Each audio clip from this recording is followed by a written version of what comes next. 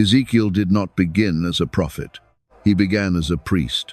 Before the wheels within wheels, before the living creatures, before the thunder of wings and the voice from above the expanse, there was a young man whose life was supposed to be orderly, predictable, sacred in the simple, inherited way.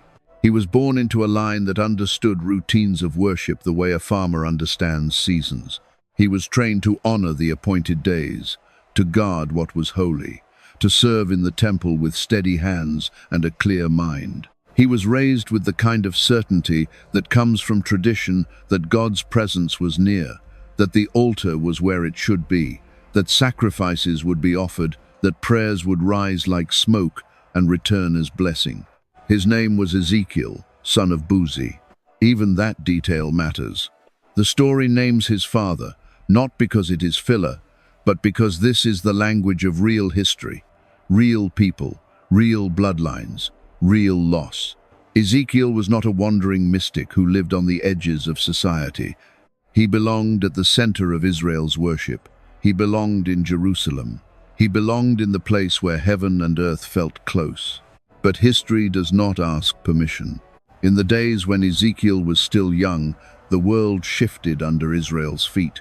Babylon rose like a storm across the region, an empire with soldiers who moved like iron and fire, an empire that did not care about songs or sacred stories.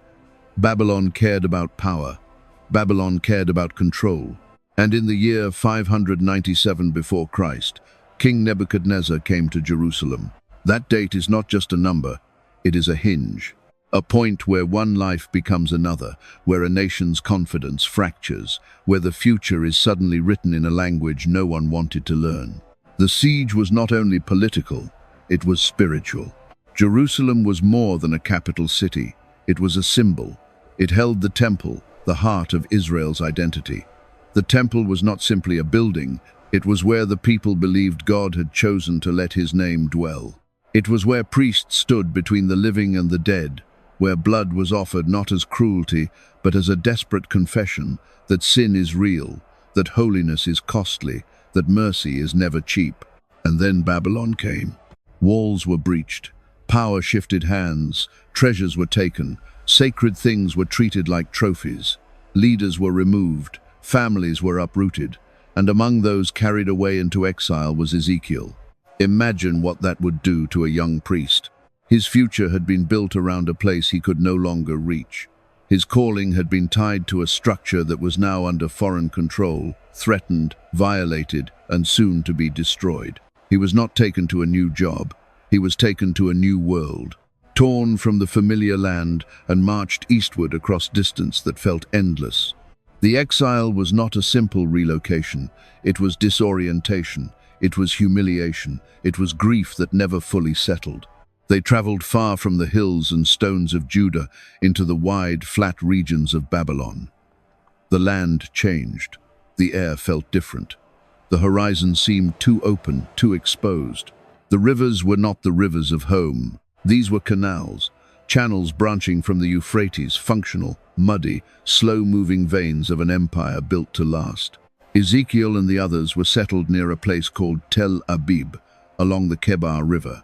To most people, that sounds like geography. To Ezekiel, it was a verdict. It was the proof that the old life was gone. And for the exiles, the questions did not remain theoretical for long.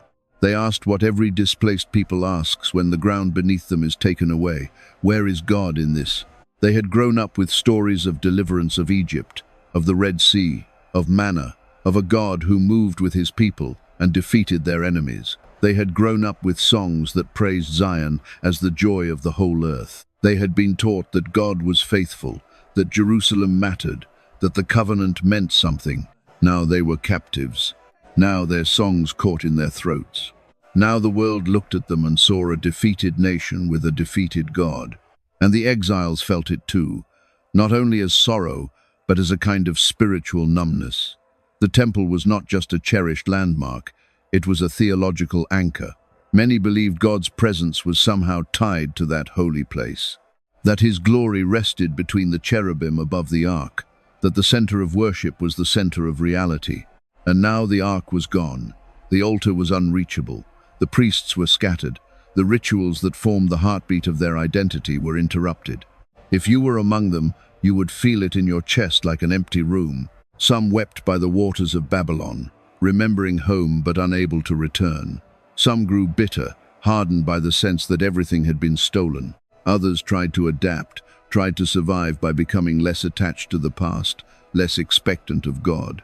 But Ezekiel felt the devastation in a particular way, because for him, it was not just national loss, it was personal calling. He was trained for a purpose that now seemed impossible. His identity was bound to service in a temple he might never see again. And so, for a long stretch of time, Ezekiel lived with silence. Not a peaceful silence, not a restful one. A silence thick with unasked questions, with prayers that felt like they fell back down before reaching heaven. He watched his people struggle. He watched them try to make sense of tragedy. He watched despair settle into their daily routines. And he wondered if God would ever speak again. 5 years passed. That is long enough for hope to thin, long enough for the mind to accept a new normal, long enough for people to stop expecting miracles and start focusing on survival. And then, in the 30th year of Ezekiel's life, on the 5th day of the 4th month, something happened that split his world open. The heavens opened.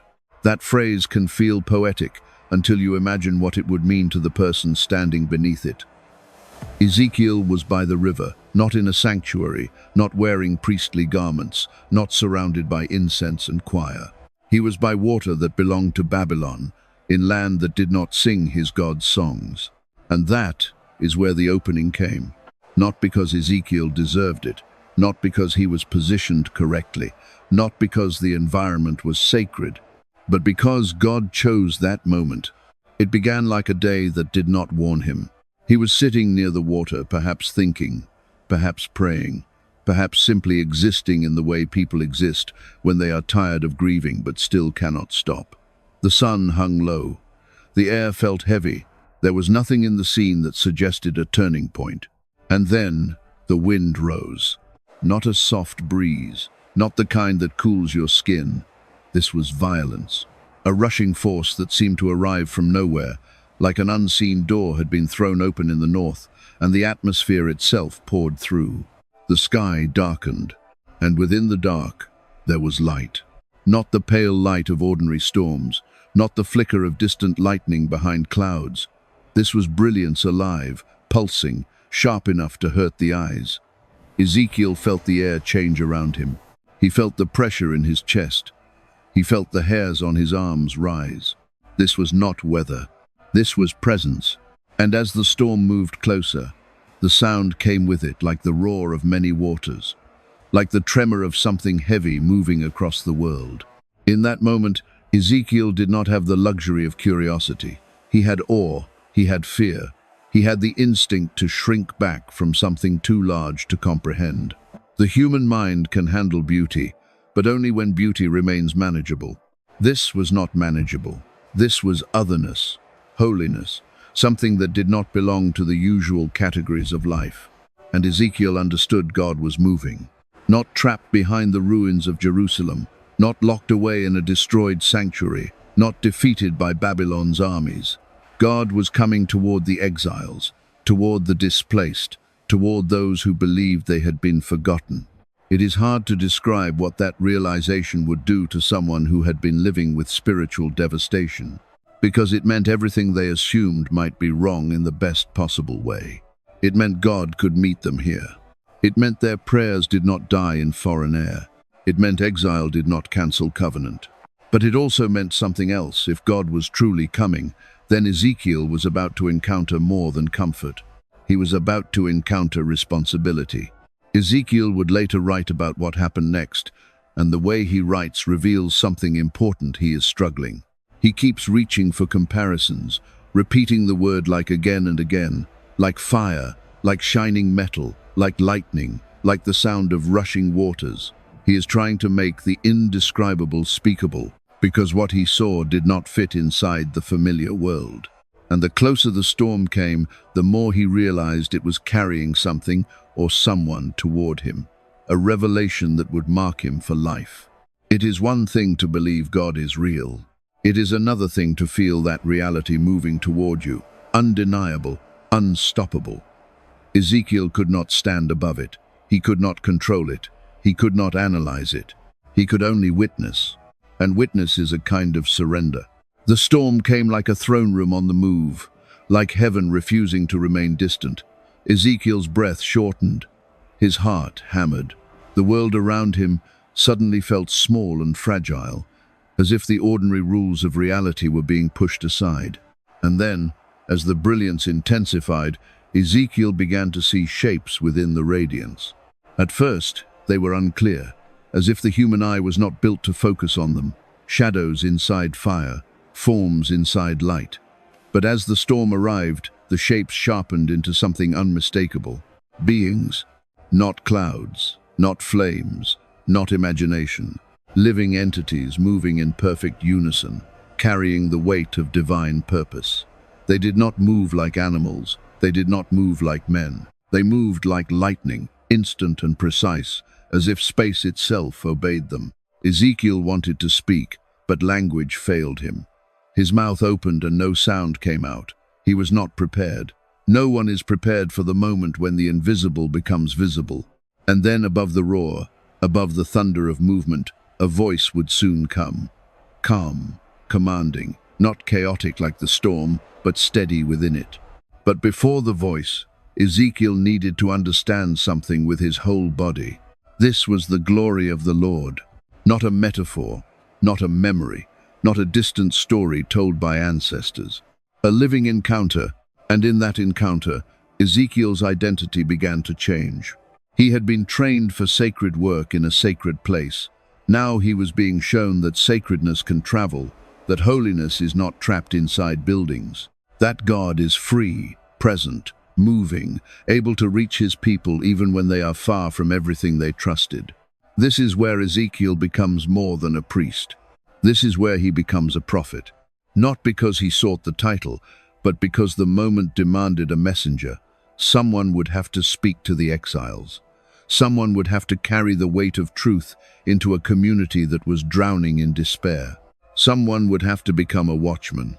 And God chose Ezekiel not because he was fearless, but because he was there, because he was listening, because he was willing to be interrupted by God. The storm did not come to entertain him. It came to commission him. And Ezekiel, by the muddy banks of the Kebar River, was about to learn that being chosen by God is not a gentle experience. It is mercy wrapped in fire. It is calling wrapped in mystery. It is hope that arrives with trembling. Because if God is present in exile, then exile is no longer the final word. And if God is willing to speak again, then silence is about to end. The young priest who thought his purpose had been stolen was about to step into a destiny he never asked for. A destiny that would include visions so strange they would puzzle the world for thousands of years. A destiny that would include messages of judgment and messages of restoration. A destiny that would pull him through spiritual landscapes filled with death, and then fill those landscapes with breath. But in this first chapter, the truth is simple and devastating in its beauty. Ezekiel was far from home, and God came anyway. Because the story begins with a revelation that still matters to anyone who has ever felt displaced geographically, emotionally, spiritually. You can lose your city. You can lose your structure. You can lose the life you planned, but you cannot outrun the reach of the living God, not if he chooses to find you. And on that day, on the 5th day of the 4th month, in the 30th year, Ezekiel learned that heaven is not sealed shut. The heavens can open, and when they do, the world is never the same again. The storm did not arrive like ordinary storms do. It did not ask permission. It did not build slowly on the horizon. It came as if the sky itself had been torn open, as if another realm had found a way through. Ezekiel was not looking for signs. He was not expecting revelation. And yet, without warning, the air thickened, the wind rose, and light began to move inside darkness. What approached him that day was not chaos. It was order wrapped in fire, not destruction but presence. And once the storm appeared, there would be no turning back. Ezekiel could not look away. The moment the heavens opened, the world he knew lost its balance. What he was witnessing did not behave like anything he had seen before. Storms, even violent ones, followed patterns. Clouds gathered. Thunder warned. Rain followed gravity. This was different. This storm came with intention. It felt directed, as though it knew where it was going and why. The wind struck first. It did not whisper. It rushed. A powerful surge that bent reeds along the riverbank and drove dust into the air, stinging Ezekiel's eyes and skin. The sound was deep and constant, not the erratic howl of weather, but a sustained force, as if something massive were moving through the atmosphere. Ezekiel felt it in his chest, a pressure that made breathing feel deliberate instead of automatic. The sky darkened, but not evenly. Heavy clouds rolled in from the north, thick and dense, swallowing the light of the sun. Yet within that darkness something burned. A brilliance flickered inside the cloud, pulsing and alive, like fire folding in on itself. It was not a single flash of lightning. It was continuous radiance, bright enough to hurt the eyes, yet impossible to ignore. Ezekiel's heart pounded. He had no words yet, only instinct. Every part of him knew this was not random. This was not danger in the ordinary sense. This was approach. Whatever was coming was not drifting, it was advancing. As the storm drew closer, the air seemed to vibrate. Ezekiel felt it along his arms, in his spine, beneath his feet. The ground itself felt less solid, as if reality were being pressed thin by something heavier than matter. The sound grew louder, not sharp, but overwhelming, like many waters crashing together, like a vast movement too large to see all at once. He wanted to step back. His body urged him to create distance, to move away from whatever was arriving. But his feet would not cooperate. Whether from fear or from awe, he remained rooted to the spot. His breath shortened, his mouth went dry. He had the sudden awareness that he was very small and very exposed. The light intensified. Inside the storm cloud, the fire became clearer. It was not wild or consuming. It did not burn outward. It moved inward, folding, turning, pulsing with purpose. Colors flashed within it, molten gold, polished bronze, white-hot brilliance that had no name. Ezekiel's mind searched desperately for comparison. Fire, yes, but not like fire. Light, yes, but not like light. He would later write the word like again and again, not because he lacked imagination, but because language itself was insufficient. This was a reality his vocabulary had never been built to carry. The cloud churned as it advanced, not chaotic, but alive. And then, within the radiance, Ezekiel began to notice movement. At first it was subtle shadows shifting inside the fire. Forms that seemed to appear and disappear, as if the eye could not quite focus on them. Ezekiel blinked, convinced his vision was failing him. But the shapes remained. They sharpened. They were not clouds. They were not flames. They were beings. The realization sent a chill through him that had nothing to do with temperature. These shapes had structure. They had coherence. They moved with coordination, not drifting but acting. And they moved together, bound by a unity that felt intentional, disciplined, absolute. The sound they made was overwhelming. It rose above the wind, above the storm, a deep, resonant roar like the voice of a vast crowd, like an army on the move, like the echo of power released. Ezekiel felt it in his bones. His knees weakened, his hands trembled. He fell to his knees, not because he chose to, but because his body could not support the weight of what his senses were taking in. The presence pressing toward him carried authority that did not need to announce itself. It simply existed, and everything else responded.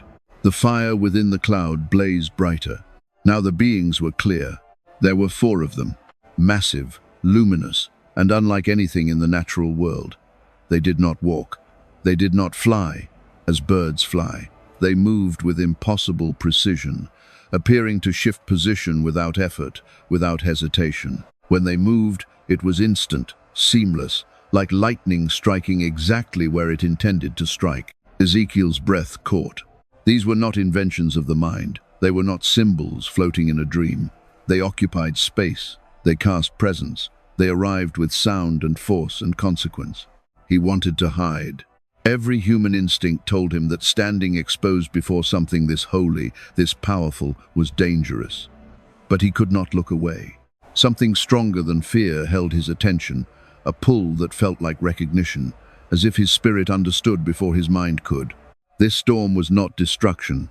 It was revelation. And Ezekiel began to understand something that would change the way he saw everything that followed. God was not distant. God was not immobile. God was not confined to sacred architecture or national borders. God was moving. The presence approaching him did not carry chaos. It carried order so complete it felt terrifying. Every movement of the beings was synchronized, purposeful, deliberate.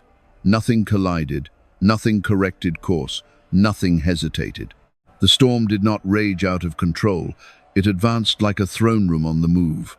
Ezekiel's thoughts raced, not with questions, but with fragments of memory. Stories passed down through generations. The pillar of fire in the wilderness, the cloud on Mount Sinai, the glory that filled the tabernacle so powerfully that priests could not stand to minister. But this was different. Those moments had been tied to Israel's land, Israel's journey, Israel's sacred spaces. This was happening in Babylon, by a foreign river, in a place that symbolized defeat. And yet, here was the glory of the Lord, approaching without hesitation. The implications struck Ezekiel with force. If God could appear here, then exile had not severed the relationship. If God could move toward him now, then the covenant was not broken. If God's presence was not bound to the temple, then the temple's destruction was not the end of the story. But that truth came with weight, because if God was present, then Ezekiel was accountable. The storm was not spectacle, it was summons. As the beings drew nearer, the fire between them flashed like torches, moving back and forth with controlled intensity. Light spilled across the ground, casting sharp shadows that vanished as quickly as they appeared. The world seemed to flicker between realities, as if Ezekiel stood at the edge of two realms, touching. The noise intensified. The beating, the rushing, the thunder-like resonance of movement, layered upon movement. Ezekiel felt overwhelmed, not only by volume, but by meaning. This sound carried authority. It announced arrival without words. And then, just as suddenly as the chaos seemed unbearable, Ezekiel perceived something unexpected. Stillness within motion. The storm was fierce, but it was not frantic. The fire was bright, but it was not consuming. The beings moved rapidly, but they were not rushed. Everything about the vision communicated absolute control. This was not power barely restrained. This was power perfectly ordered. Ezekiel's fear shifted. It did not disappear, but it transformed. It became reverence. A recognition that what stood before him was not threatening him, but revealing itself. Not to harm, but to be known at least in part. He realized then why the storm came first. Because no human mind could receive what was coming without being stripped of false certainty, the storm dismantled the illusion of control. It forced the body into humility before the mind could even attempt explanation. The storm prepared Ezekiel for sight, and sight prepared him for calling. As the beings reached the space before him, Ezekiel's senses were stretched to their limits. He could not track every detail at once. His vision darted from fire to form, from motion to light, from sound to silence within sound. His body trembled not from cold, but from proximity to holiness. He understood then why people in the scriptures fell face down when encountering the divine. It was not submission out of fear alone. It was survival. The presence before him carried weight that pressed the human frame toward the ground, as if gravity itself recognized something greater had arrived. Ezekiel pressed his forehead to the earth. The dust beneath him felt suddenly appropriate. He was aware of his own fragility, his own limits. Priest or not, trained or not, he was still flesh standing before something eternal. And yet, even in that posture, he was not crushed. The storm did not erase him. It surrounded him. That detail mattered, because it told Ezekiel that this encounter was not about annihilation. It was about transformation. He was being drawn into something, not removed from existence. The storm continued to move, but now Ezekiel sensed that its arrival was complete. The forward motion slowed, not because it had lost energy, but because it had reached its destination. He was the destination. Not because he was special in the way empires are special, but because he was available, present, listening. And in that moment, Ezekiel understood something that prophets before him had learned in different ways. God's revelations are never random. They arrive at precise intersections of time, place, and need. Israel was broken. The exiles were numb. Hope was fading into routine despair. And God chose to answer not with quiet reassurance, but with overwhelming presence. Because sometimes comfort comes only after awe. The storm from the north was not meant to be explained easily. It was meant to be encountered. Ezekiel would spend the rest of his life trying to put words around what happened next. Scholars would debate it. Artists would attempt to capture it. Mystics would meditate on it. But for Ezekiel, in that first moment, none of that mattered. What mattered was that the silence was over. God had spoken not with words yet, but with movement. And the storm that arrived did not leave Ezekiel as it found him. It had begun the work of reshaping his understanding of God, of holiness, of exile, and of himself. Because once you see the glory of the Lord moving freely through the world, you can never again believe that God is confined to what you can control. The storm had come, and Ezekiel, kneeling by a foreign river, was about to witness things that would follow him for the rest of his days. The vision had only begun. When the storm reached Ezekiel, it did not dissolve into chaos. It resolved into form. Out of fire and light emerged beings so precise, so deliberate, that fear gave way to astonishment. These were not monsters born of imagination, nor symbols drifting in a dream. They stood with intention. They moved with purpose.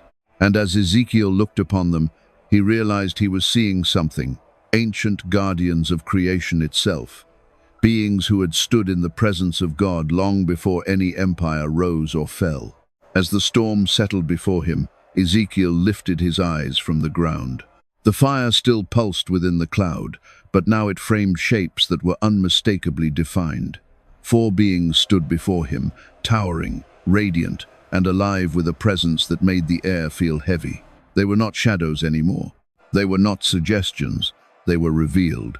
Ezekiel struggled to breathe steadily. The first thing he noticed was their form. They had the likeness of a man. They stood upright, with a torso and limbs arranged in a way that echoed the human shape.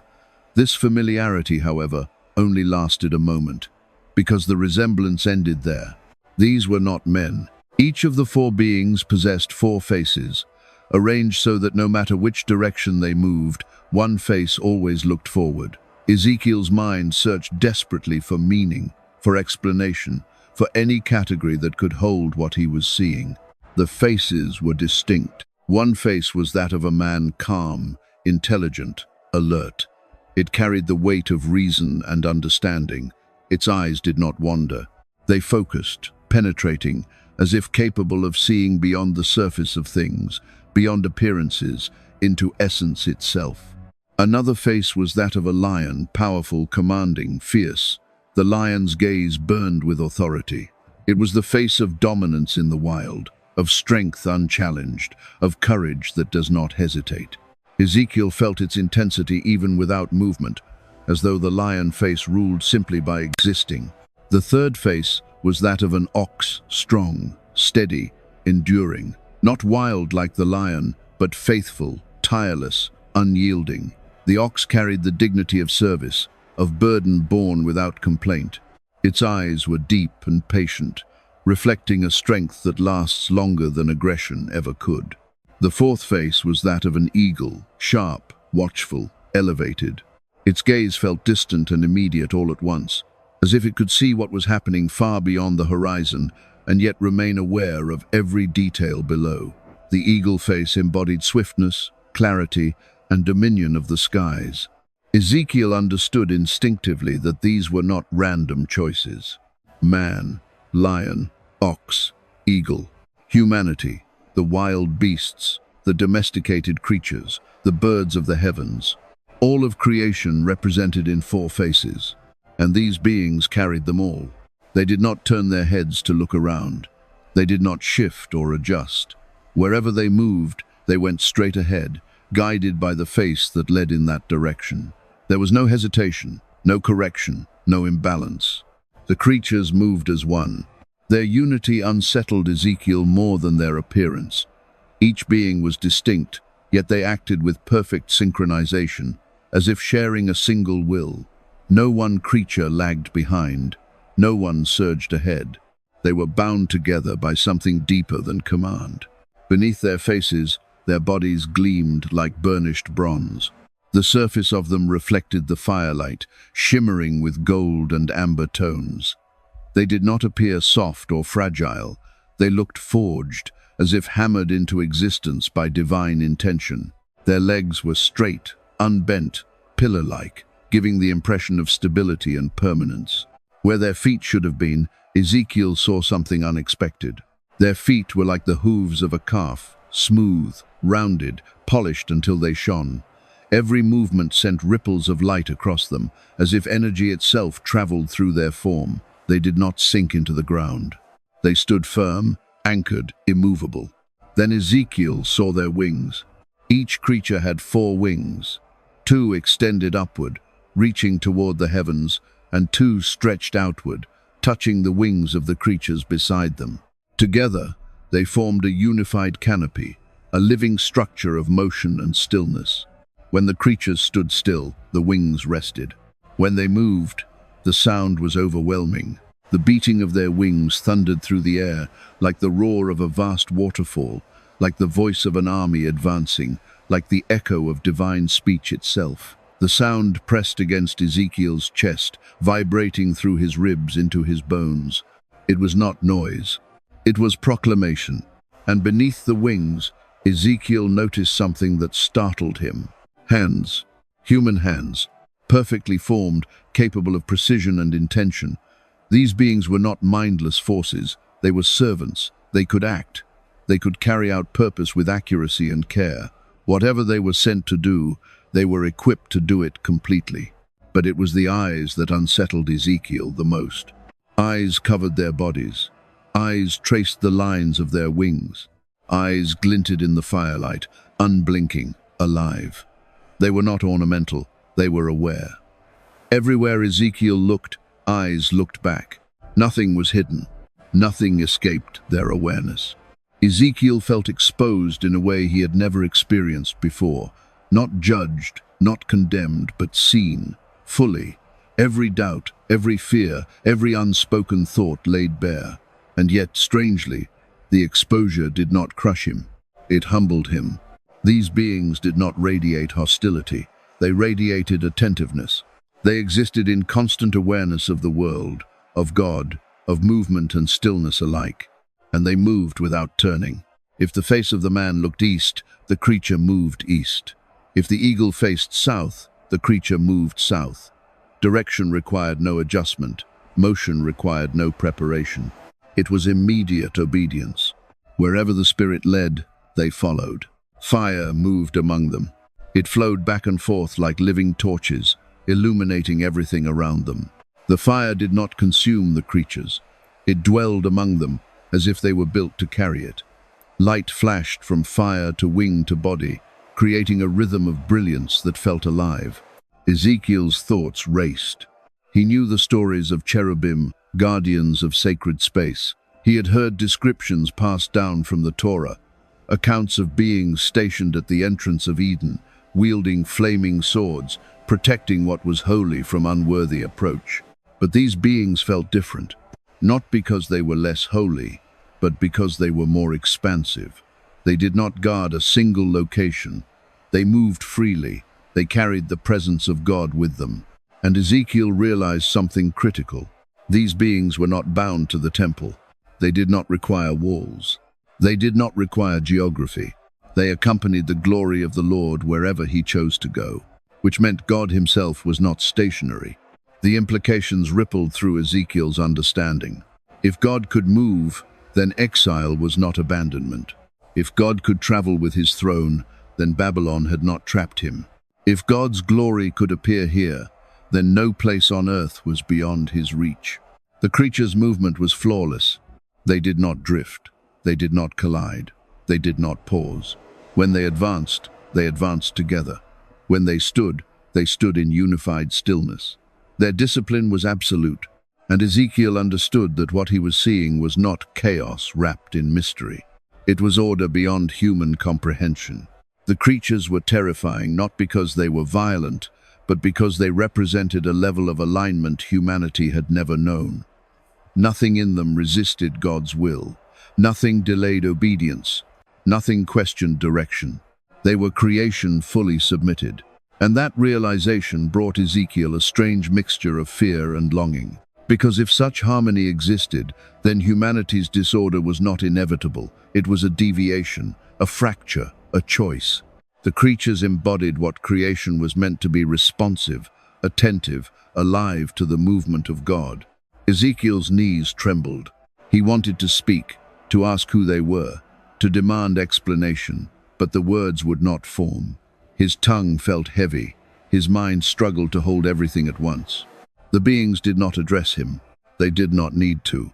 Their presence alone communicated truth more clearly than speech ever could. And then Ezekiel noticed something else. They were not alone. Beside each creature, at ground level, something waited, something that would soon demand every ounce of his remaining understanding. But before his gaze could drop, before his attention could fully shift, Ezekiel took in the creatures one last time, imprinting them into memory.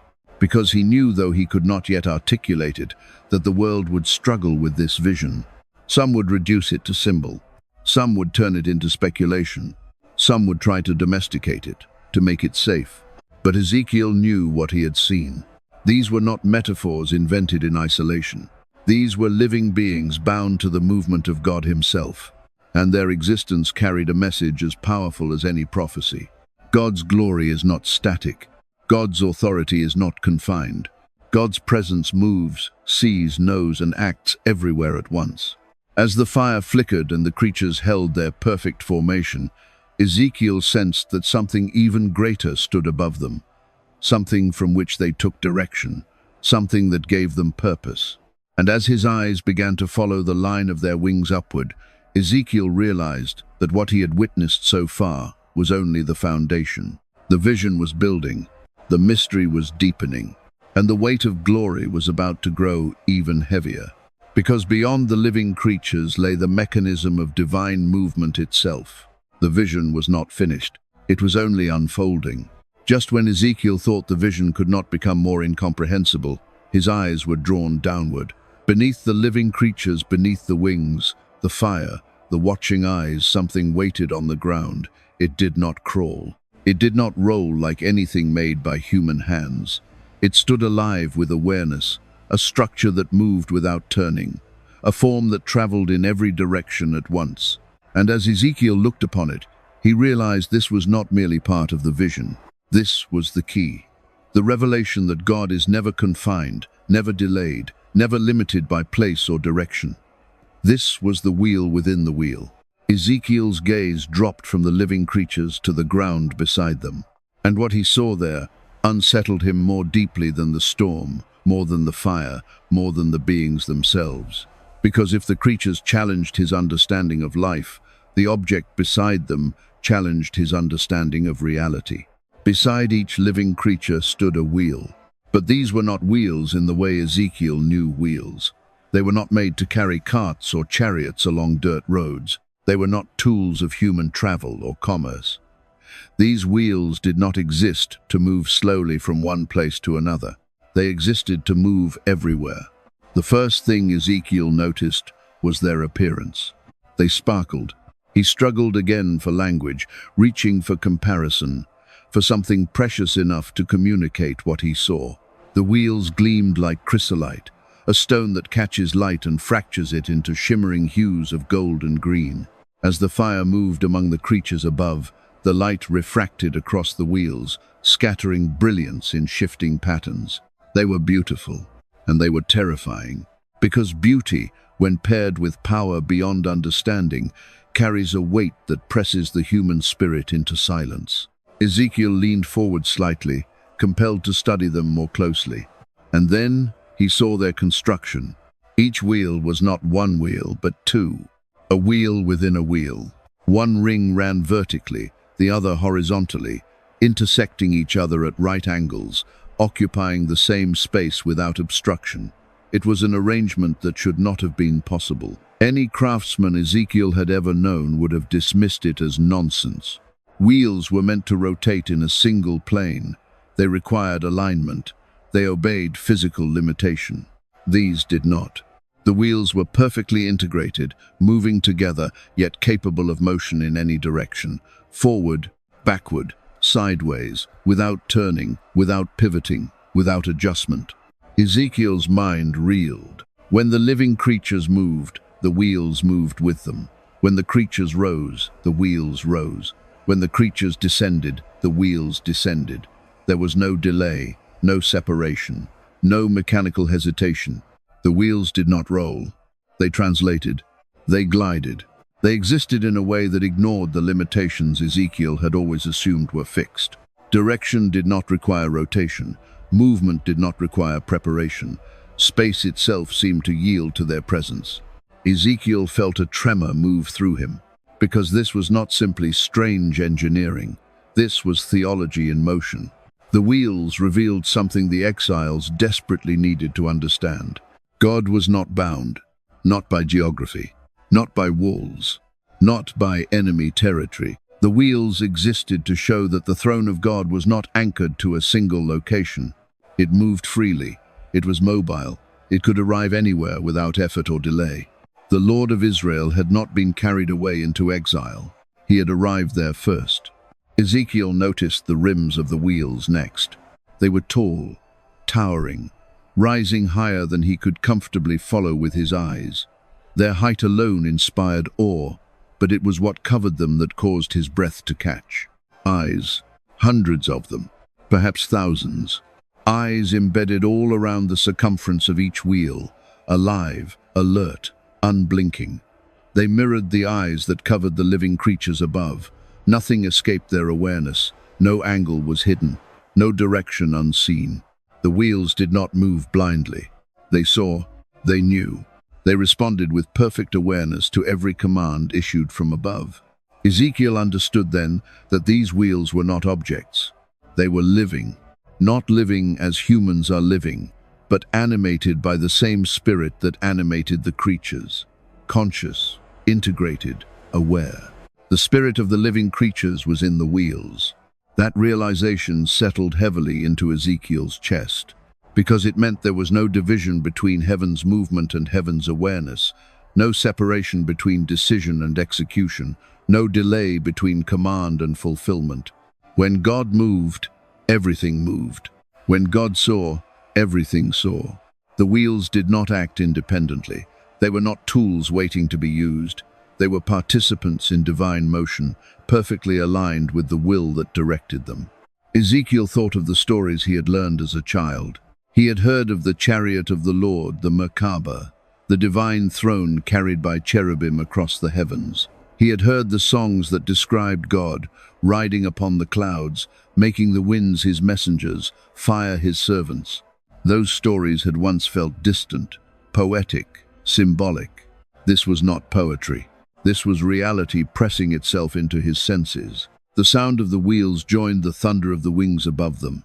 Together, they created a roar like rushing waters, like a great cataract crashing down from unimaginable height. The sound vibrated through the air, through the ground, through Ezekiel's bones. It was not chaos. It was harmony, layer upon layer of movement and sound working together in flawless coordination. Ezekiel felt the instinctive urge to cover his ears, but he did not. Something inside him wanted to absorb it, to remember it, to carry it forward, even when the vision ended. Because he knew this sound was not merely noise. It was proclamation. It announced that the God who ruled Israel was not defeated by Babylon. He was not cornered. He was not waiting helplessly for restoration. He was present, active, moving. The wheels responded instantly to the direction of the living creatures.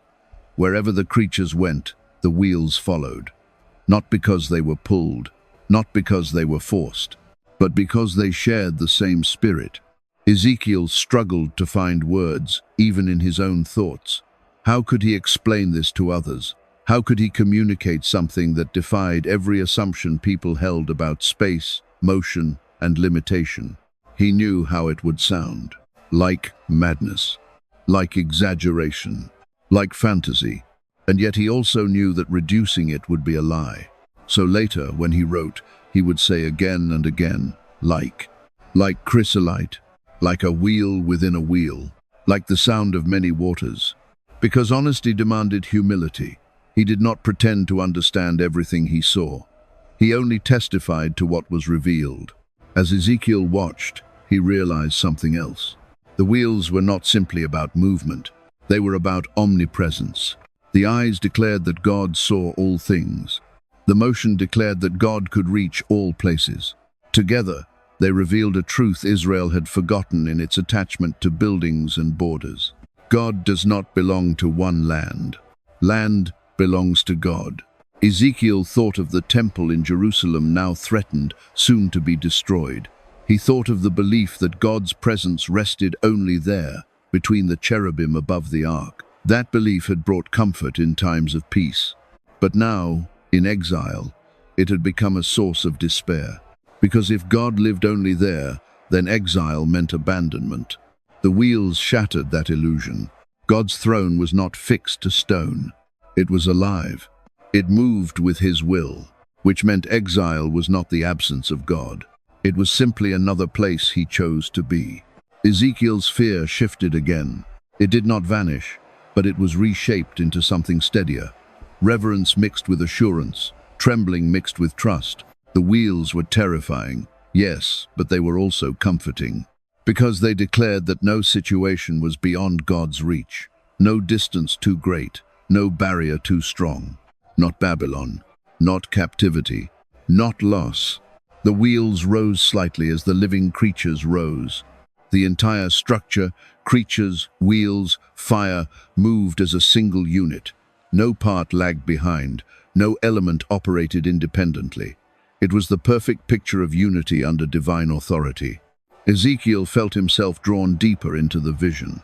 He was no longer simply observing, he was learning.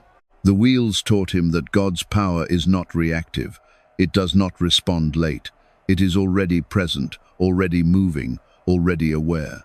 They taught him that divine judgment and divine mercy arrive together, carried on the same throne. They taught him that history does not wander aimlessly. It moves under direction, even when human eyes cannot trace the pattern. Ezekiel understood then why the wheels were covered in eyes. Because movement without awareness would be dangerous, and awareness without movement would be cruel. But God possessed both perfectly. As Ezekiel absorbed this truth, a new sound rose above the wheels and wings. A voice, not thunderous, not chaotic, calm, clear, authoritative. It came from above the living creatures, above the wheels, from a height Ezekiel had not yet dared to study. The voice cut through the roar without competing with it. It did not shout. It did not strain. It commanded attention simply by existing. Ezekiel's heart surged, because voices imply intention, and intention implies calling. The wheels had shown him that God could reach him. The voice would soon show him why. But before Ezekiel lifted his eyes again, before he followed the sound upward, he took one final look at the wheels, because he knew this image would stay with him forever. People would ask about it, debate it, speculate about it. Some would insist it was symbolic. Others would insist it was mechanical. Others would insist it was misunderstood. Ezekiel would not argue. He would testify. He would say only this, that he saw the glory of the Lord move freely through the world, carried on living wheels, filled with eyes, guided by perfect will. And that vision would shape everything he would ever say. Because once you understand that God is never stuck, never trapped, never absent, you can never again believe that hope is gone. The wheels were turning. The throne was moving, and Ezekiel was about to look higher still. For above the wheels, above the creatures, above the fire and sound and motion, there was something even more overwhelming waiting to be revealed. The source, the seat, the throne itself. Above the fire, above the wings, above the wheels that moved without turning, Ezekiel sensed something greater still. The vision had direction. It was not random. Everything he had seen so far pointed upward, toward a center, toward a source. And when Ezekiel finally lifted his eyes beyond the living creatures, he realized the storm had not come to display power alone. It had come to reveal a throne, not an empty seat, not a symbol, but the place from which all authority flows. Ezekiel's eyes followed the sound. Above the living creatures, stretching out over their heads, he saw what he could only describe as an expanse. It looked like a vast surface, clear and brilliant, shimmering like crystal under intense light. It was solid, yet transparent, present, yet untouchable. It separated what was below from what was above, forming a boundary that felt absolute. This expanse was not sky, as Ezekiel knew sky. It was not air. It was not cloud. It was structure, a dividing line between realms, between the created and the uncreated, between what could be approached and what must be revered. The wings of the living creatures reached upward toward it, but they did not touch. Even these mighty beings, radiant and powerful, did not cross that threshold. They stood beneath it in perfect alignment, as if acknowledging a limit they would never challenge. And above the expanse, Ezekiel saw it. The throne. It did not rest on the ground. It was not supported by pillars. It stood above everything, elevated, dominant, unshakable.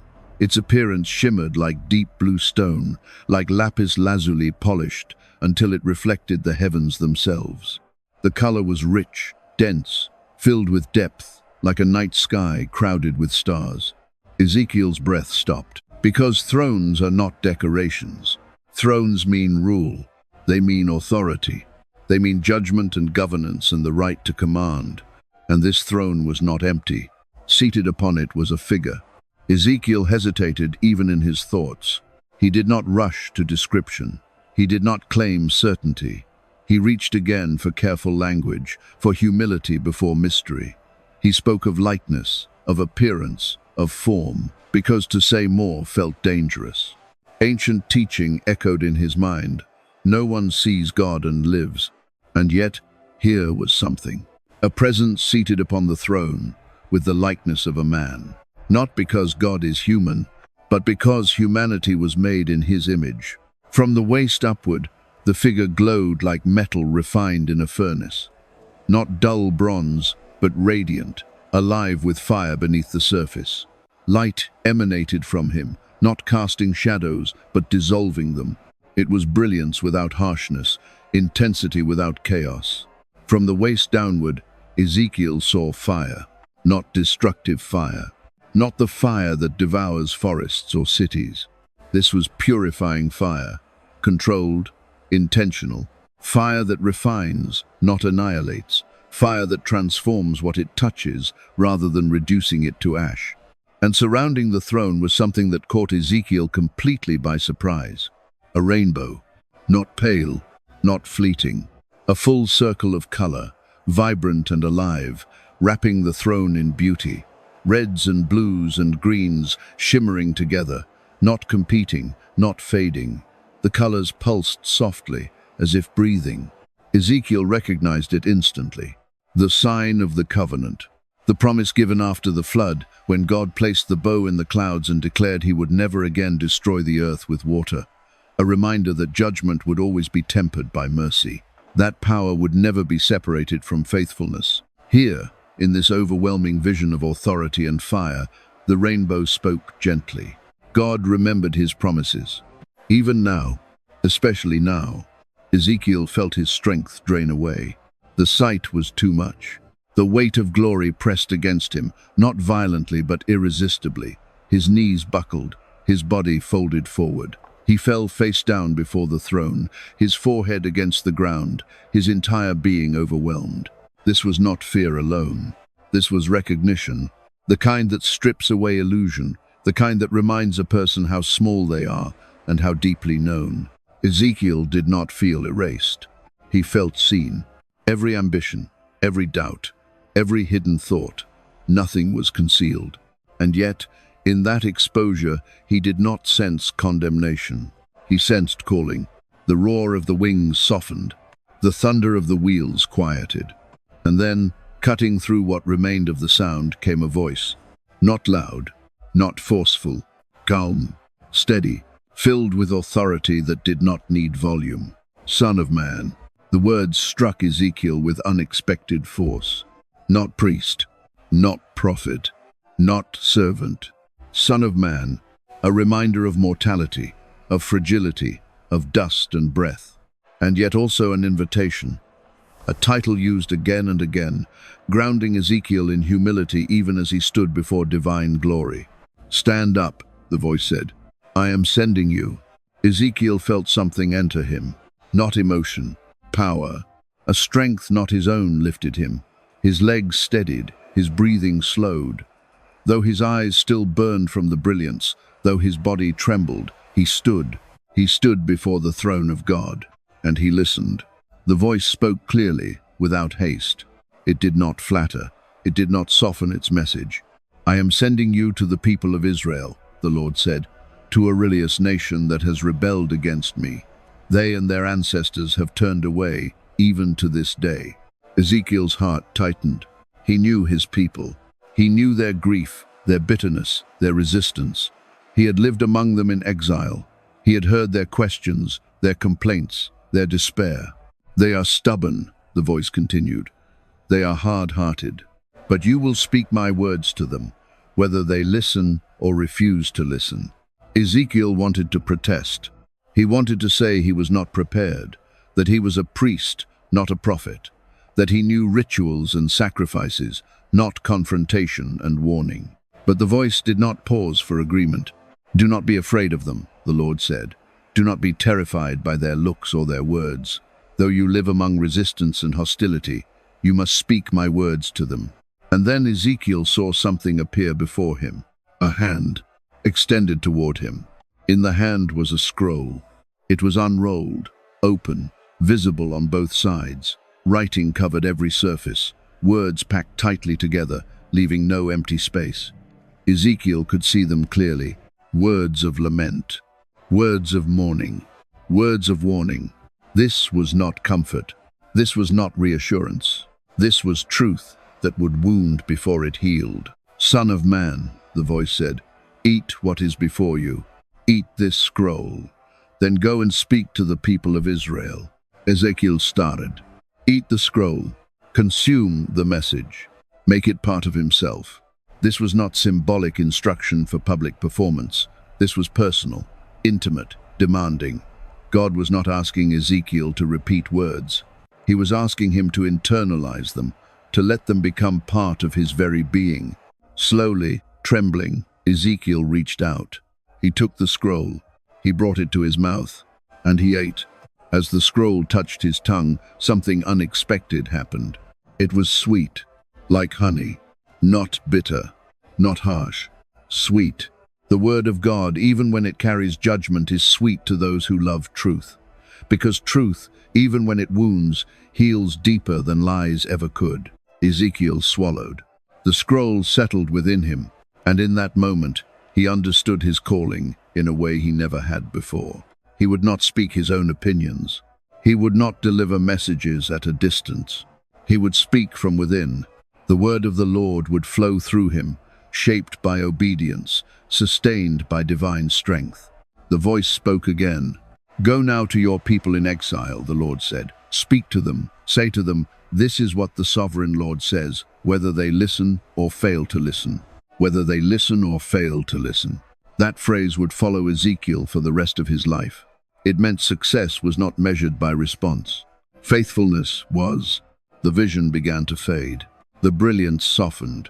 The sound of the wings and wheels receded like distant thunder. The throne remained etched into Ezekiel's memory, even as the physical sight withdrew. And suddenly, he was back by the river. The Kebar River flowed quietly, indifferent to what had just occurred. The reeds bent gently in the breeze. The world looked ordinary again. But Ezekiel was not. He sat there, stunned, overwhelmed, silent. He had seen the glory of the Lord. He had been commissioned. He had been changed. And though fear still lingered, something stronger had taken root. Purpose. The exile was no longer empty.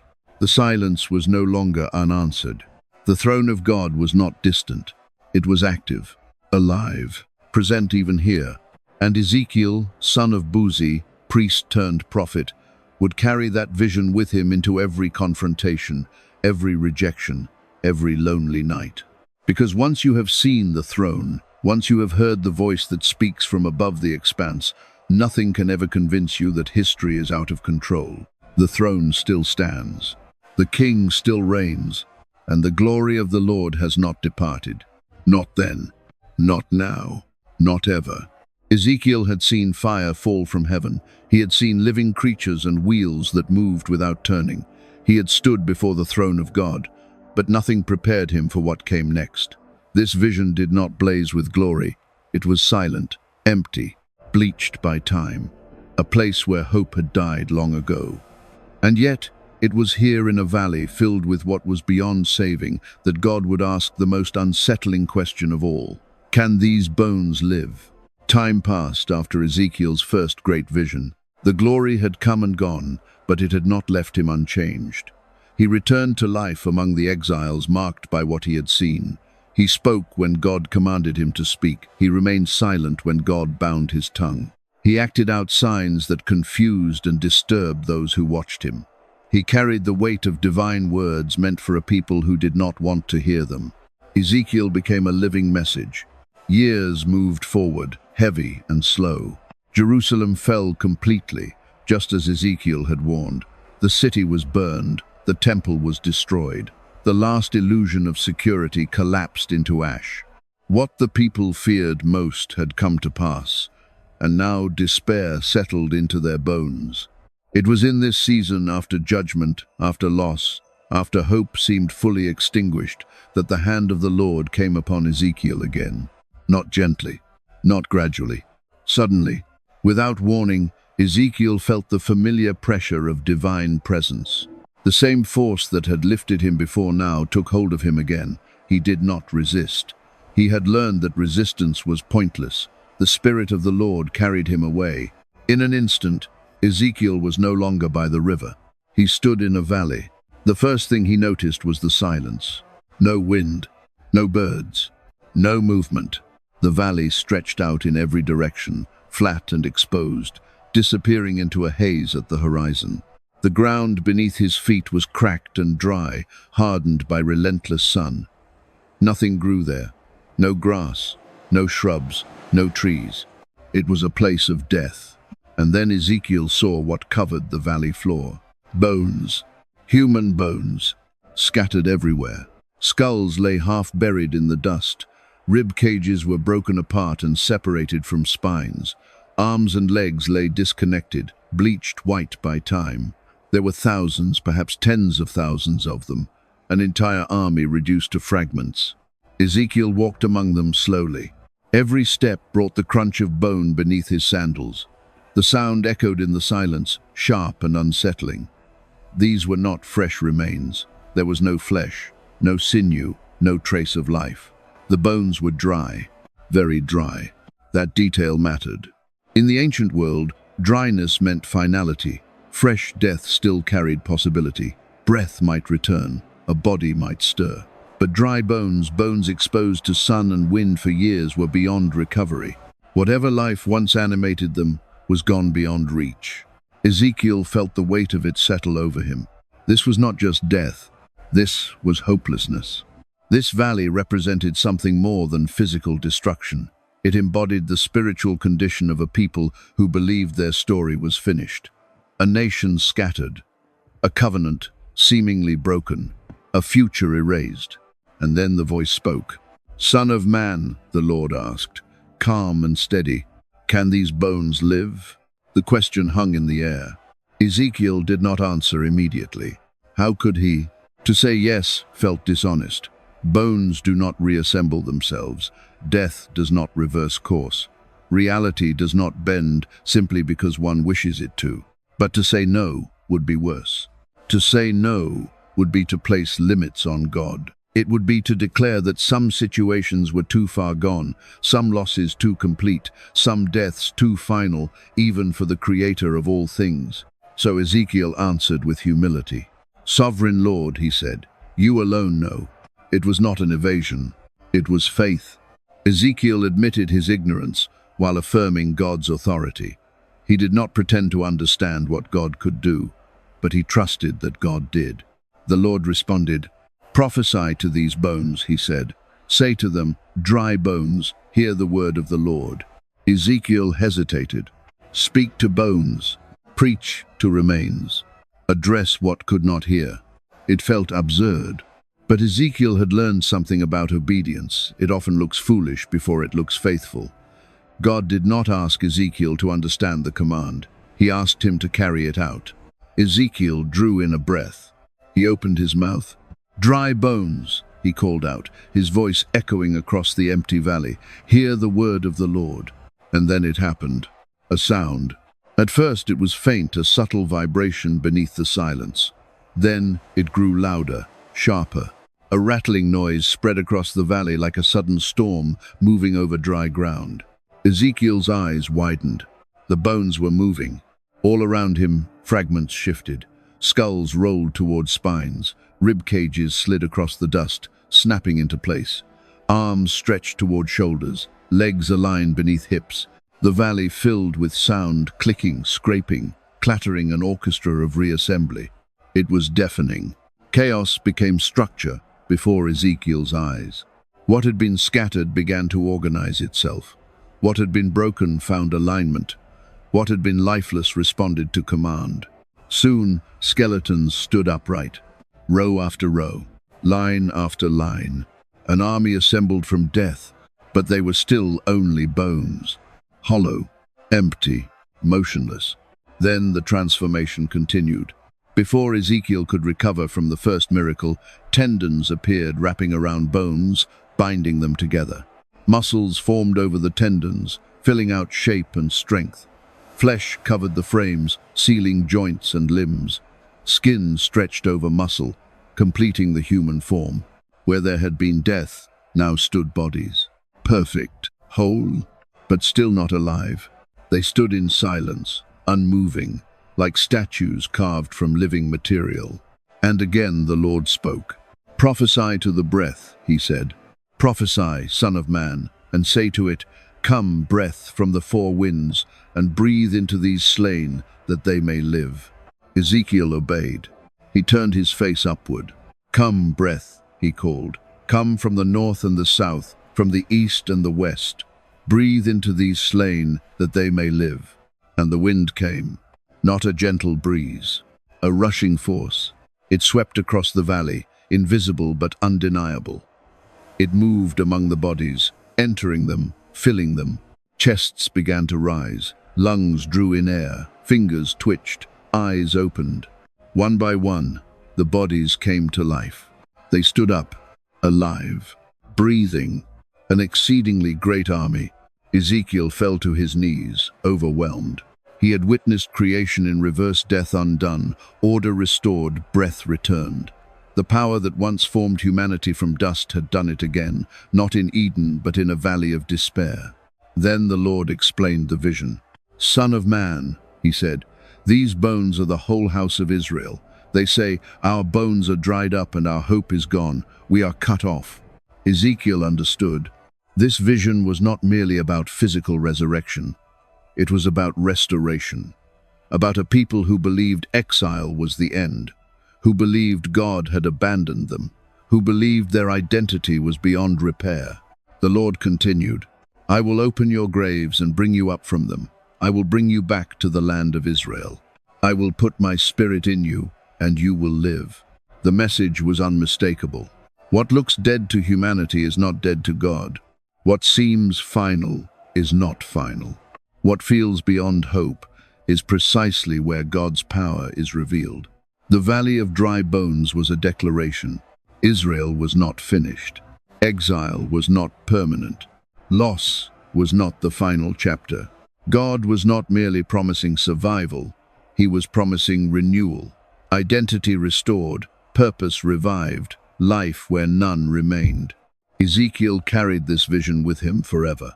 It became the heartbeat of his ministry, a reminder that judgment does not erase mercy, that discipline does not cancel covenant, that God's power operates beyond visible possibility.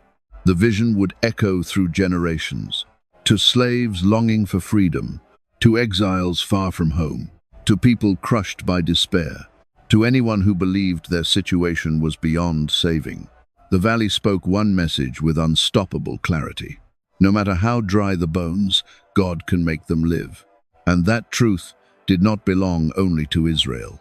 It belongs to all who stand in valleys of loss, surrounded by evidence that hope is gone. Because the God who commands breath still speaks. And when he does, even death listens. The valley faded. The vision withdrew, but its meaning remained. Ezekiel returned to his people, carrying a truth that would sustain him through rejection, loneliness, and suffering. God specializes in impossible restorations. He brings life where none should exist. And no valley, no matter how silent, how dry, how final, can resist the word of the Lord. Because breath still answers when he calls. The valley of bones had been loud with life returning. This vision was quieter and heavier. No thunder, no fire, no rushing wind, just a hand extended toward Ezekiel, holding words written on both sides of a scroll. What God asked next would not raise armies or shake the earth. It would enter the prophet himself. Because before Ezekiel could speak to a broken people, the message would have to break him first. And then, impossibly, it would become sweet. After the valley faded, Ezekiel found himself once more among the exiles. The world looked the same as it had before, muddy ground, slow water, weary faces. But Ezekiel was not the same man who had left it.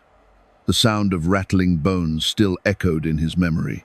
The image of breath filling lifeless bodies lingered in his thoughts like a truth too large to forget. He sat among the people, silent. Days passed. The weight of the vision settled deeper into him, not as excitement, but as responsibility. God had shown him what restoration looked like. God had revealed what was possible.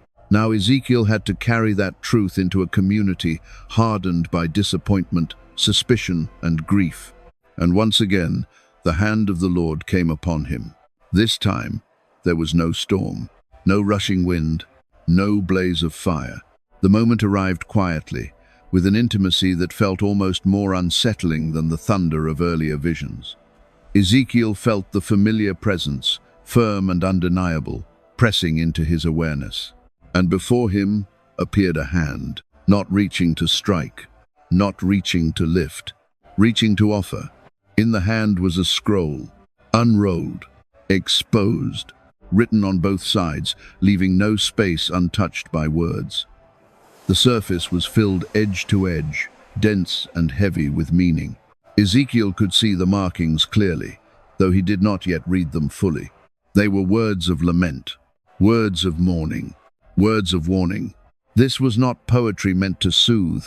This was not blessing meant to comfort. This was truth meant to confront. The voice spoke, "Son of man, eat what is before you. Eat this scroll. Then go and speak to the people of Israel." Ezekiel started. Eat the scroll. The command was strange, even for a prophet who had already lived through visions of impossible creatures and living wheels. Words were meant to be spoken, not swallowed. Messages were meant to be delivered, not consumed. But Ezekiel had learned something crucial since the day the heavens opened. God does not give symbolic commands without purpose. To eat the scroll was not about performance, it was about transformation. God was not asking Ezekiel to memorize a message. He was asking him to internalize it, to let the word pass beyond his lips and into his core, to carry it not as an external burden, but as something that would shape his thoughts, his reactions, his endurance. This message would not be a script he recited. It would become part of him. Ezekiel hesitated only briefly. He reached out. His fingers touched the scroll. It felt real, solid, Not like a dream image that dissolved under contact. This was substance, weight, responsibility made tangible. Slowly, deliberately, Ezekiel brought the scroll to his mouth. He bit into it, and something unexpected happened. It was sweet, not bitter, not harsh, not painful, sweet like honey. The taste surprised him so deeply that for a moment he forgot where he was. The sweetness spread across his tongue, rich and full, nothing like the bitterness one would expect from words of judgment and mourning. Ezekiel chewed. He swallowed. The scroll went down into him, settling not just in his stomach, but in his spirit. The words became more than information. They became fuel, sustenance, something that would sustain him through rejection and loneliness. The sweetness did not erase the weight, but it gave Ezekiel strength to carry it. The voice spoke again. "Son of man, go now to the house of Israel. Speak my words to them. You are not being sent to a people of obscure speech or difficult language, but to your own people." That truth cut deep. Ezekiel would not face the challenge of foreign tongues. He would face something harder, familiar resistance. People who spoke his language, people who shared his history, people who knew the stories of Abraham, Moses, and David, and yet would refuse to listen. "If I had sent you to foreign nations," the Lord said, "they would have listened to you. But the house of Israel will not listen to you, because they are not willing to listen to me." The words were sobering. The problem was not comprehension. It was rebellion. The Lord continued, "I will make you as unyielding and hardened as they are.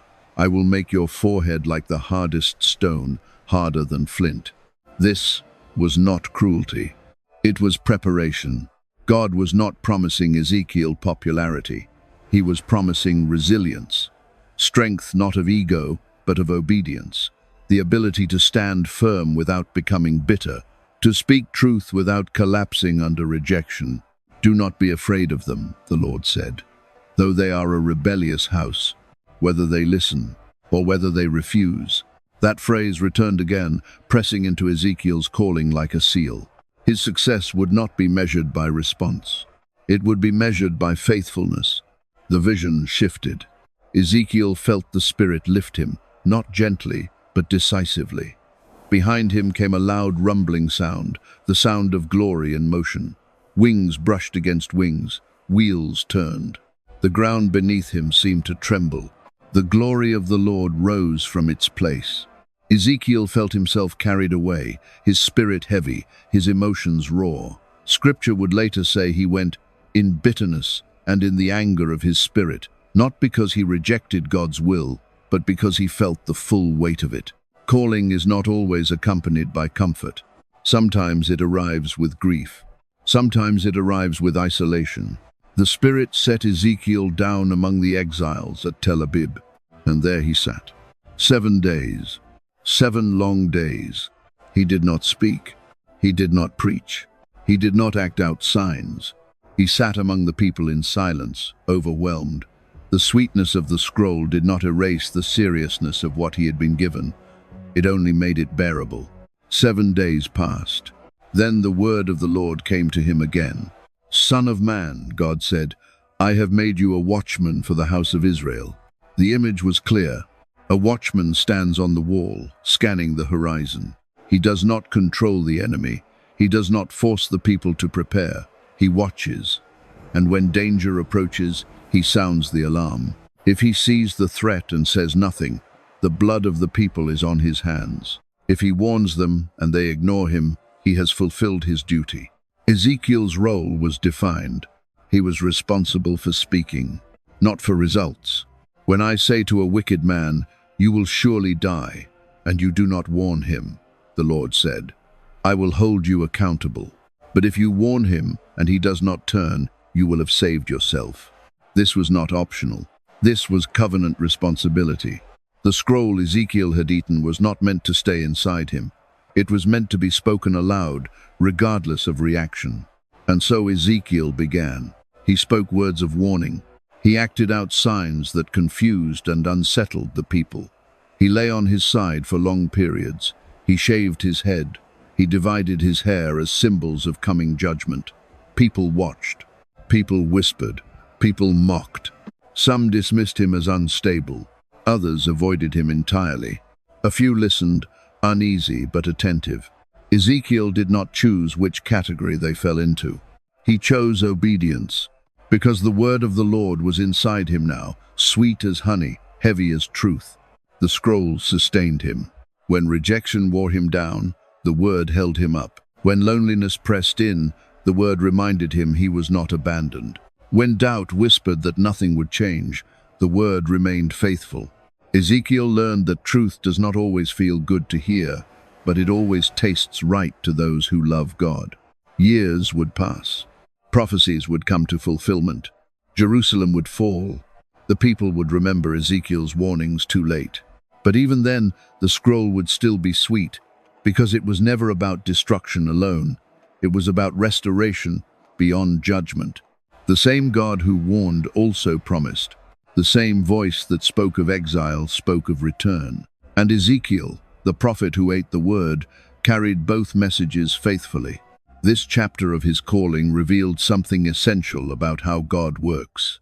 Before he speaks through a person, he speaks into them.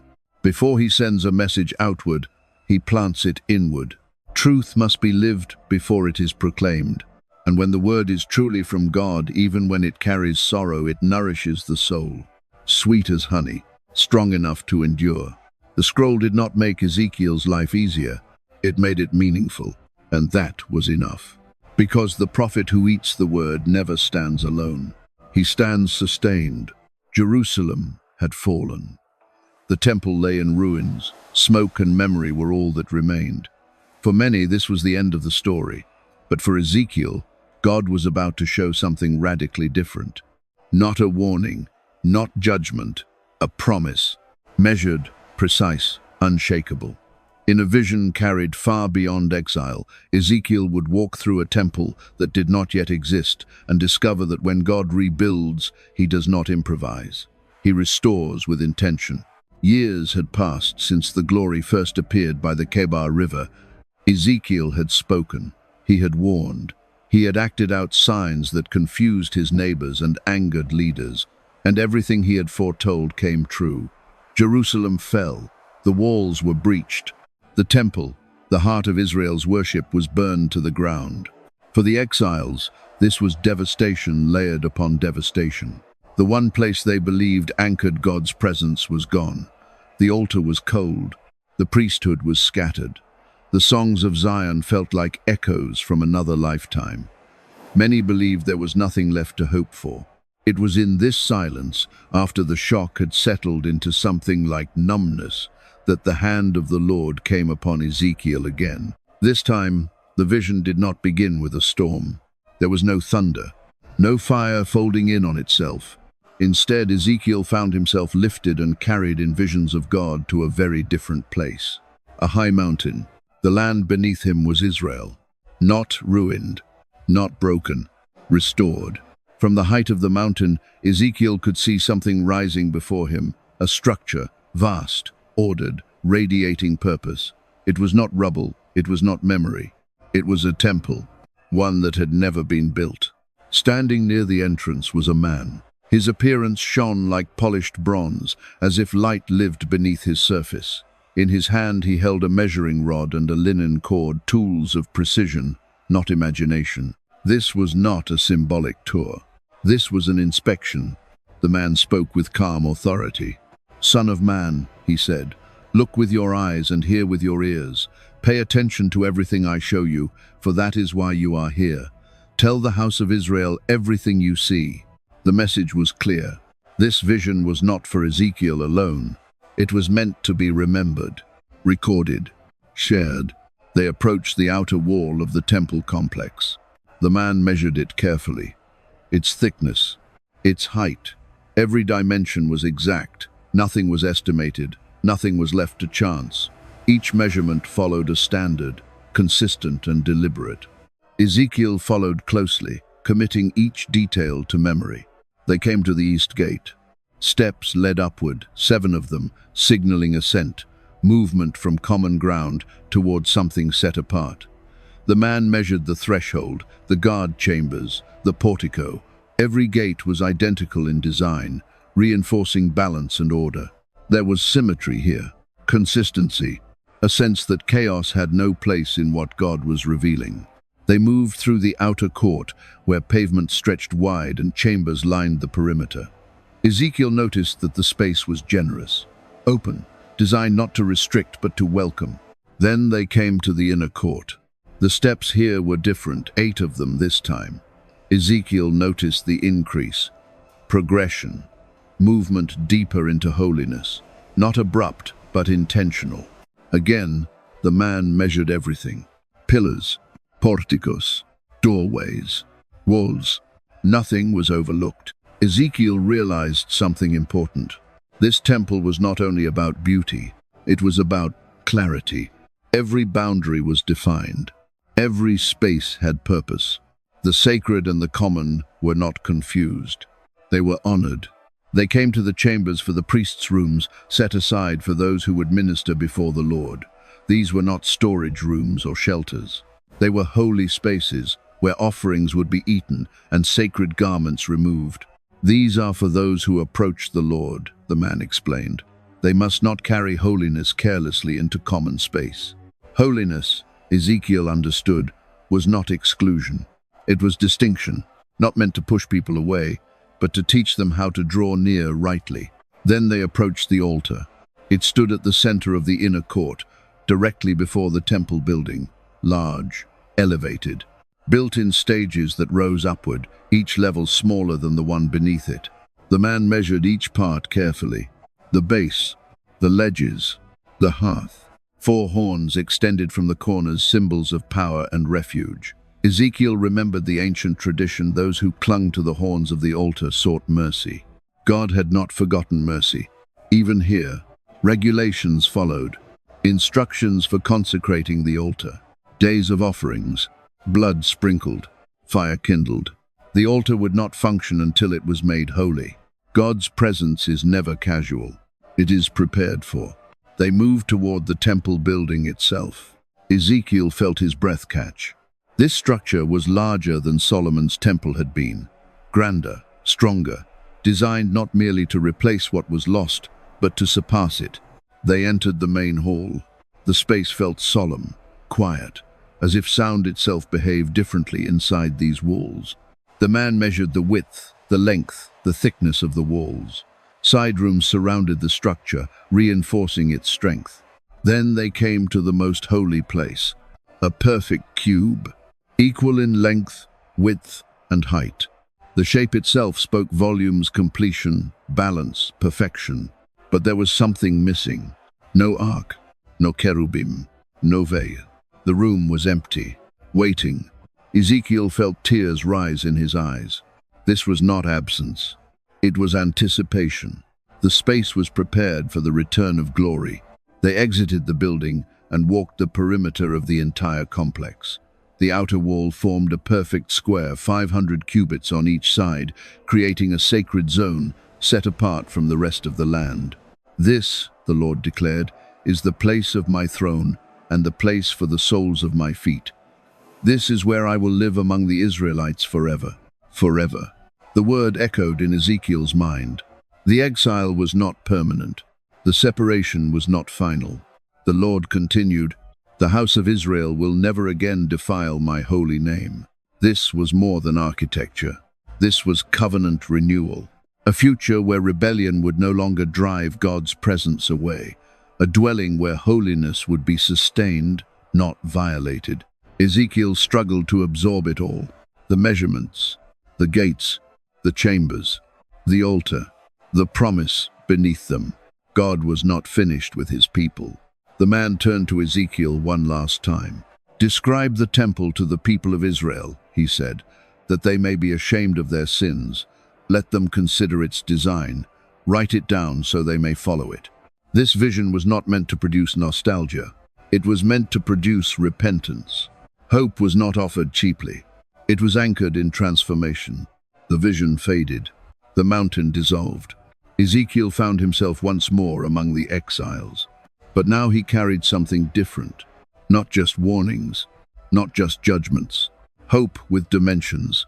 a future that could be imagined, measured, trusted. This temple was proof that destruction does not have the final word. God rebuilds, and when he does, he builds with care, with order, with intention. The people might not see this temple in their lifetime, but they would know it existed in God's plan, and that knowledge would sustain them, because the God who measures walls and gates is the same God who restores hearts and nations. The ruins were not the end. They were the foundation for something greater. And Ezekiel, the prophet of exile, had been allowed to walk through a future where God dwelled with his people again, forever. The temple stood complete, measured to the last detail, yet something was still missing. Stone alone cannot heal a broken world. Then Ezekiel noticed it water, barely visible at first, a trickle slipping out from beneath the threshold. No thunder announced it, no command summoned it, and yet this quiet stream would become the most powerful force Ezekiel had ever seen, because wherever this river flowed, death did not survive. After the vision of the temple, Ezekiel believed he had seen the fullness of God's promise. The gates were measured, the altar prepared, the dwelling place of God revealed in precise detail. It felt complete, and yet, as Ezekiel stood near the entrance of the temple, something caught his attention, something so small it could easily have been missed. Water, not pouring, not rushing, just a thin stream trickling out from beneath the threshold of the temple, flowing eastward, slipping quietly past the altar and down toward the land beyond. At first, Ezekiel said nothing. He watched. The water did not seem impressive. It did not announce itself as a miracle. It made no sound strong enough to command attention. It simply moved forward, steady and unforced, as if guided by an unseen certainty. The man with the appearance of bronze noticed Ezekiel's gaze. He led him out through the north gate and around to the east side of the temple, where the water emerged more clearly. The stream ran across the ground, catching the light, alive in a way Ezekiel could not fully explain. Then the man did something unexpected. He took out the measuring line. 1,000 cubits. He measured the distance and told Ezekiel to walk into the water. Ezekiel obeyed. The water reached his ankles. It was cool, clear, refreshing. It flowed gently around his feet, not resisting him, not pulling him off balance. It felt harmless, almost ordinary. The man measured another 1,000 cubits. Again, Ezekiel crossed. This time, the water reached his knees. The current was stronger now. Ezekiel felt it press against his legs, nudging him forward. It was still manageable, but no longer ignorable. Another 1,000 cubits. Another crossing. Now the water rose to Ezekiel's waist. The stream had become a river. Ezekiel had to brace himself. The current pushed with intention. It was no longer something he controlled by simply stepping through. He could feel its strength, its direction, its purpose. Then the man measured another 1,000 cubits. Ezekiel looked ahead. The river was deep, too deep to cross. What had begun as a trickle beneath the temple threshold had become a river so wide and powerful that no one could walk through it. It could only be crossed by swimming. Ezekiel stood at the edge, stunned. There were no springs feeding this water, no tributaries, no natural explanation. This river grew deeper the farther it traveled. That defied every law Ezekiel understood. The man turned to him. "Son of man," he said, "do you see this?" Ezekiel nodded, unable to find words. They walked back along the riverbank, and then Ezekiel saw something even more astonishing. Trees, lining both sides of the river. Hundreds of them, tall, lush, alive. Their branches were heavy with leaves. Their roots reached deep into the water, drawing life directly from the stream. These were not seasonal trees. They were not struggling to survive in harsh ground. They flourished, the man explained. Fruit trees of all kinds will grow on both banks of the river. Their leaves will not wither. Their fruit will not fail. Every month they will bear fruit, because the water from the sanctuary flows to them. Their fruit will serve as food, and their leaves for healing. Every month. Unending provision. Ezekiel's mind raced. In the natural world, harvest comes once a year. Seasons limit growth. Drought ends life. But here, time itself seemed to obey a different order. This was not ordinary water. This was life flowing from the presence of God. Then the man said something that made Ezekiel's breath catch. This water flows toward the eastern region and goes down into the Arabah. When it enters the sea, the water there becomes fresh. The sea. Ezekiel knew exactly which one. The Dead Sea, the lowest place on earth. A body of water so saturated with salt that nothing lived in it. No fish, no plants, no life of any kind. A place defined entirely by death. The man continued, "Swarms of living creatures will live wherever the river flows. There will be many fish because this water makes the salt water fresh. Wherever the river flows, everything will live." Ezekiel tried to imagine it. The Dead Sea alive, fish breaking the surface, nets cast from shore, fishermen calling to one another, life where none had ever existed. The man named specific places, Engedi, Eneglaim, real locations Ezekiel recognized. This was not poetic abstraction. This was concrete promise.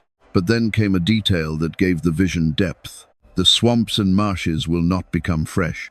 They will be left for salt. Not everything would be transformed. Boundaries would remain. Distinction would still exist. God's restoration would be complete, but not chaotic. Ezekiel walked slowly along the riverbank. His heart felt full. This vision went beyond national restoration, beyond agriculture, beyond geography. This was Eden restored, a river flowing from God's dwelling place, trees whose leaves healed, life spreading outward from the presence of the Lord. Ezekiel remembered ancient stories of the garden where humanity first walked with God, where a river flowed out and divided into 4 headwaters, where life was unbroken and death unknown. This vision echoed that memory.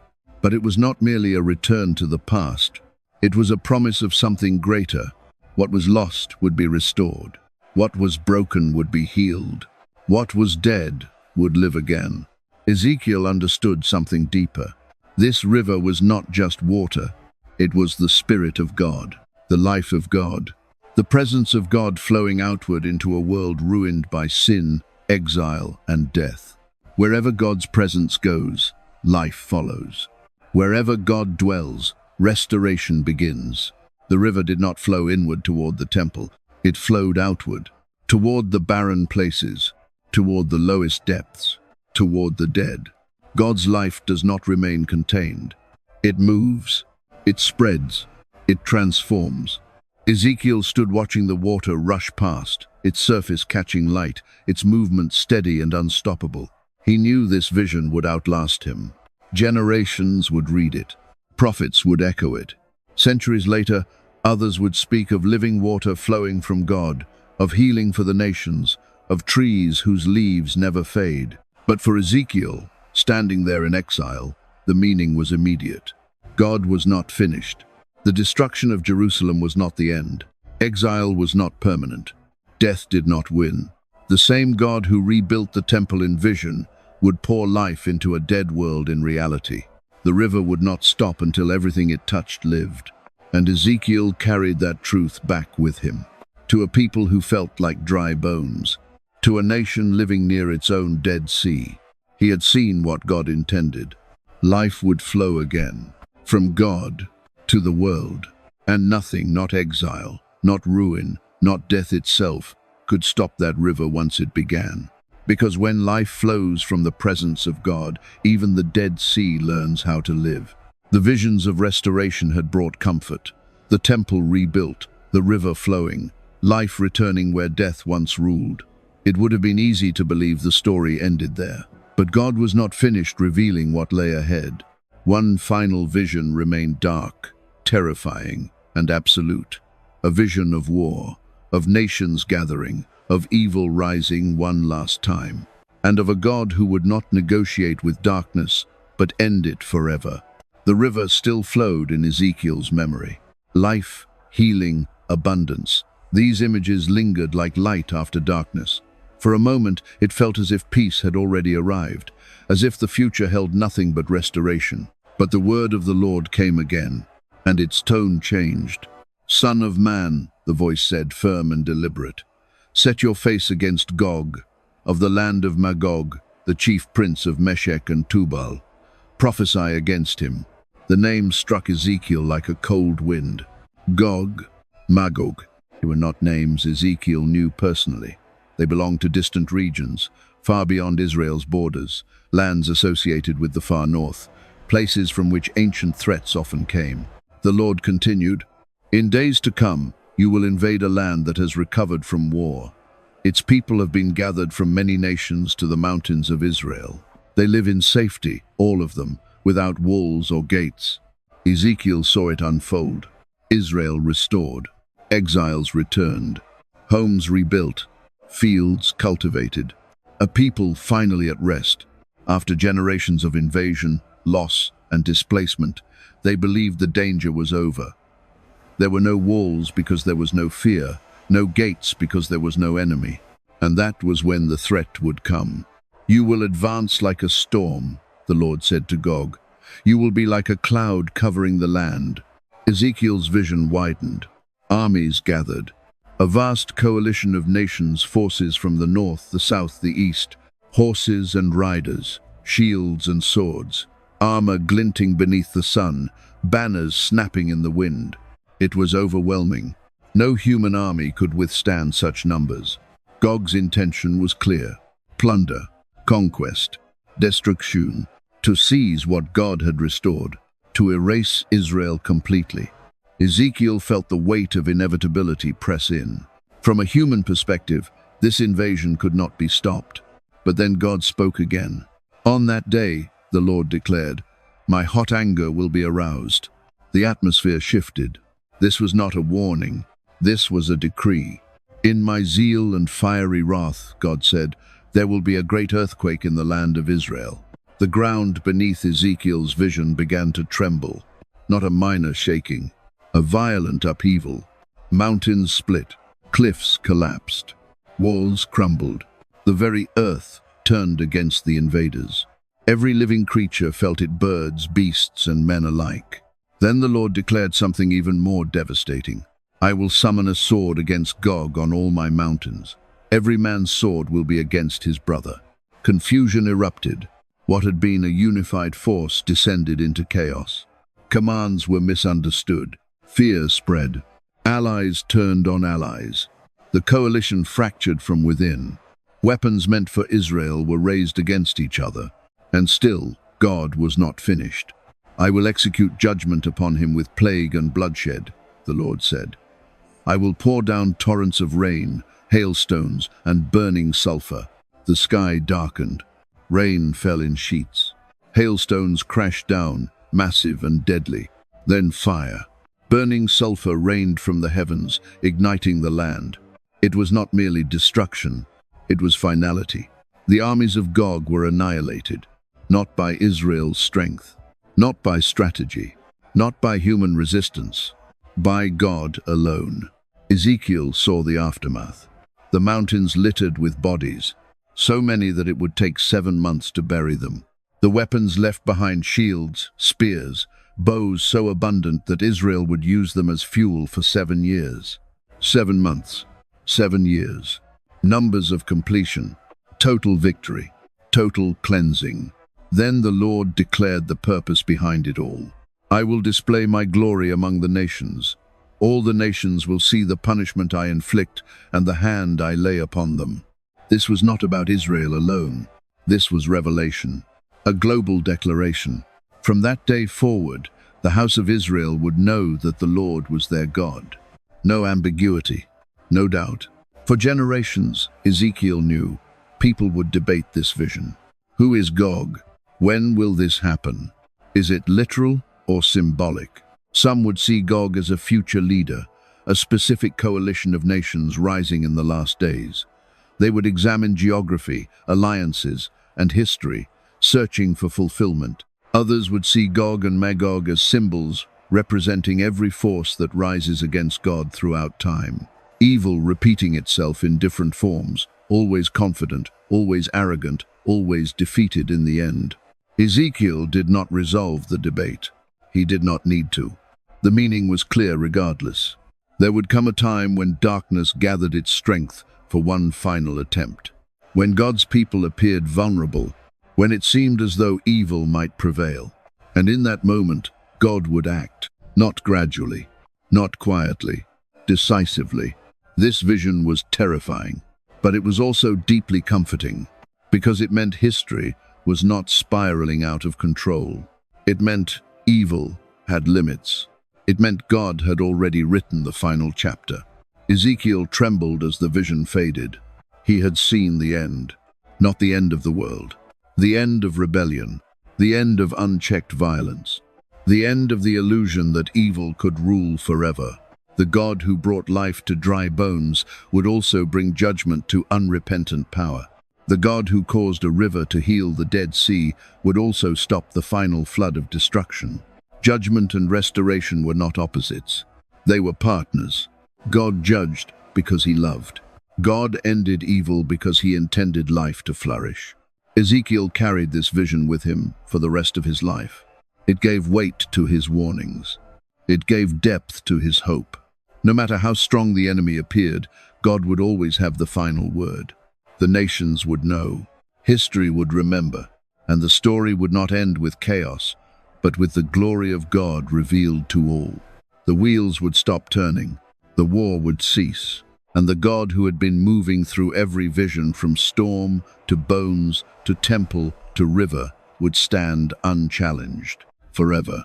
Because when God rises to act, there is no final battle left to fight, only the certainty that he reigns.